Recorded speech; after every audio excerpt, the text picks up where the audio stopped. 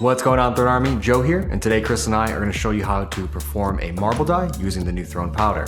Like any die project, you're going to need a package of Throne powder, a new white Lacrosse head, jar, stirring utensil, paper towels, and a small and large pot. You're also going to need a can of webbing spray. We prefer the brand Montana, and we'll have a link in the description where you can pick it up. And the head we're going to be dyeing is the new Under Armour Command Low. First up, we're gonna have to marble the head. We like to do this in the sink to make cleanup easy. So fill your sink with about 2 inches of water, and then we're gonna grab your can, give it a nice shake, and we're gonna start spraying. Best practice is to spray the head with horizontal controlled motions, and you wanna cover about 60% of its surface area.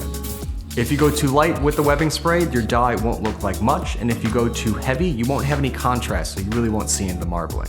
Once the spraying is complete, set the head aside for 5 minutes to let it dry, and while this is going on, we're gonna clean up the sink. Pretty simple, all you wanna do is whirl around the water and it should clump together any of the extra overspray. You can then remove it from the water and drain the sink. After the spray has dried, you want to remove any of the extra spray that is in the voids of the sidewalls or the throat. This just prevents it from when you're throwing it in the dye that it doesn't clump and kind of give you an uneven look. Now that your head is ready to be dyed, we need to prepare the Throne powder dye bath. If you do not know how to do this, please follow the instructions on the back of the packaging, or you can check out our tutorial video by hitting the I in the top right-hand corner, and of course, we'll also have a link in the description below. When the dye bath is up to temperature, you can go ahead and place the head in. You want to check on it every 3 minutes until desired saturation is achieved.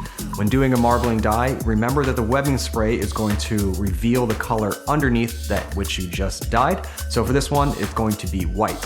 And that white is going to make our blue look brighter. So before we remove the webbing spray, we want to make sure the blue is on point and it's nice, dark, and rich, and that'll give us the great contrast between the blue and white.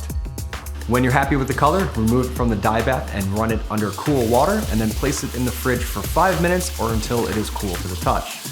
Once cooled, take a folded paper towel with warm water and wipe down the entire head, doing your best to remove the webbing spray. For the most part, this works, but sometimes it's a little bit stubborn and you'll have to use acetone. Just be sure to use the correct protection.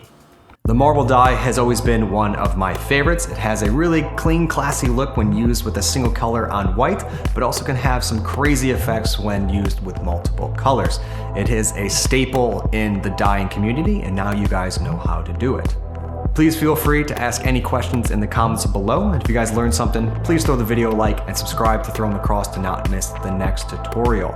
If you guys are looking to pick up some Throne powder, you can hit the I in the top right-hand corner, or we'll also have a link in the description below. I'm Joe from Throne Lacrosse, and I'll see you on the field.